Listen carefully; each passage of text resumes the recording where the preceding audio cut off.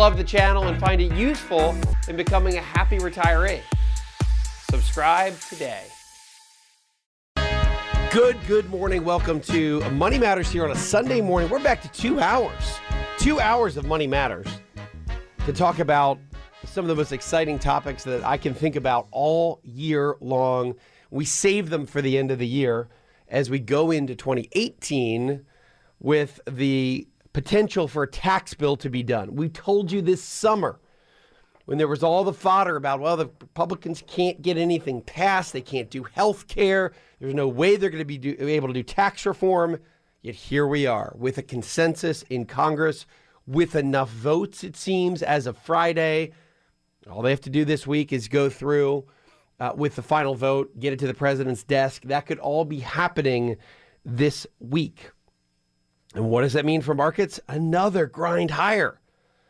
Dow Jones up 1.3% on the week, S&P 500 up almost 1% on the week, all in the anticipation that, hey, wait a minute, this thing's going to actually happen. And if this actually happens, again, another thing we've been talking about, it's going to add between 5 and 10% to what companies earn in 2018. Profits go up almost 10% right out of the gate. Not priced in, all of a sudden getting priced in.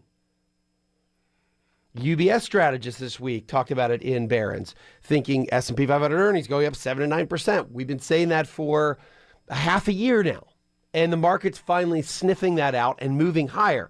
What fascinates me is that 42 economists, out of 42 economists, 41 of them believe that tax reform won't actually help the economy. You heard me correctly.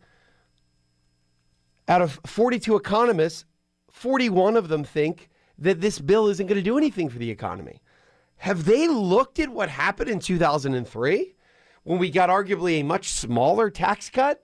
Have they looked at what history did in 2003 and 4 and 5, by the way? The uptick was unmistakable when we had the Bush tax cuts, so the Tax Reform Act of 2003, remarkable amount of economic growth. You could argue where it came from, but directly following the tax cuts in 2003, we had serious economic growth.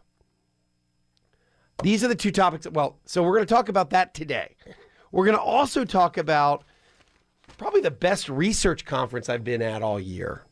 I spent a lot of last week in Washington, D.C., several days in our nation's capital, learning about the federal defense and intelligence budget, aerospace and defense companies, along with some of the most prominent defense technology companies. And if you have ever worried about the U.S., our country, falling behind its competitors and its enemies, our enemies, or really just falling behind anyone for that matter, spend some time with these companies. Spend some time with these firms, and you will feel better about what our country, alongside the private sector, is doing to protect this nation. Remarkable progress, remarkable amount of research, very, very smart people staying ahead of what is this rapidly evolving set of threats to our nation's security. So I met with, again, and this is what's interesting about this, a lot of these names we don't know as Americans. You know about the big names. You've heard of Northrop Grumman. You've heard of Lockheed Martin. You know Boeing, which isn't specifically a defense company, but they do defense work. And then there are a couple of dozen other companies, we're all in Washington, D.C., and some are spread around the country, that are really doing the heavy lifting and the real work to protect this nation against all of the outside threats that we face on a daily basis. And what's interesting to me is that they are, well, a couple of reasons why I want to talk about this today. Number one, these companies are under the radar. Again, you've heard of the big companies. Lockheed is one of them. We talk about that a lot on the show. But much of the defense industry tends to kind of just fly under the radar. We see in our backyard here in the South, or in Georgia, if you're in Atlanta, you see Coca-Cola and Home Depot in our everyday lives. And it sometimes I think it makes it easier to relate back to that company and the product and the service that they have. So you live in Atlanta, you stare at the headquarters of Coca-Cola every day, you walk into Home Depot every day. I feel pretty good about Home Depot. That's from a perspective of I feel comfortable with companies that I know. But most people don't know by name the key players in the defense space. Very interesting. Very, very few of you know what CACI is, C-A-C-I. Ever heard of that? Probably not. SAIC. Ever heard of that? Probably not. Mantech. Wait a minute. What do they do? These guys are playing a major role in protecting us on a daily basis. What does Leidos do? Wait a minute. Leidos. What do they make? What does Leidos do? Is that a fried chicken company? No, it's not. It's one of the biggest defense service and cyber security companies in America. So their work, very often, it's just unnoticed. So I want to bring to light some of the key players for an industry that can, to some extent, end up stealthing its way around the investment world or in the investment conversation. And I know I dropped a couple puns in there. Those were intended. So number two, these companies are utility-like. The defense industry is utility-like. And by the way, we're going to get back to, so that's what we're talking about today. Defense, aerospace, protecting this nation, and the companies that do that. Now, I'm not pounding the table. You need to buy these companies right away and run off on Monday morning and go in and buy all these defense and aerospace and cybersecurity companies. I'm not saying that. I want them to be on your radar, and I want you to think about them.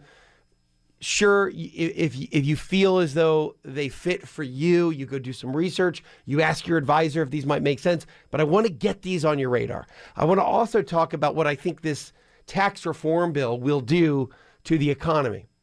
Because right now, if you talk to 42 economists, 41 of them will say, you know what, over the next 5 to 10 years, we don't think it's going to do much. I disagree. I think it is a group of folks that has no idea what they're talking about. No idea. And I'm going to go through what the CBO missed last time in 2003 and tell you just how far off the CBO was when it came to talking about the impact or the positive impact of taxes going lower. Hi, I'm Wes Moss, and thanks for taking a minute to hear about what's so different about my new book, You Can Retire Sooner Than You Think. So unlike other retirement books, this book will give you a step-by-step guide, whether you're in your 20s or 30s or 40s or 50s, to learn from what these successful and happy retirees did to get there. I hope you enjoy the book, but more importantly, I know that it'll help you retire sooner than you think.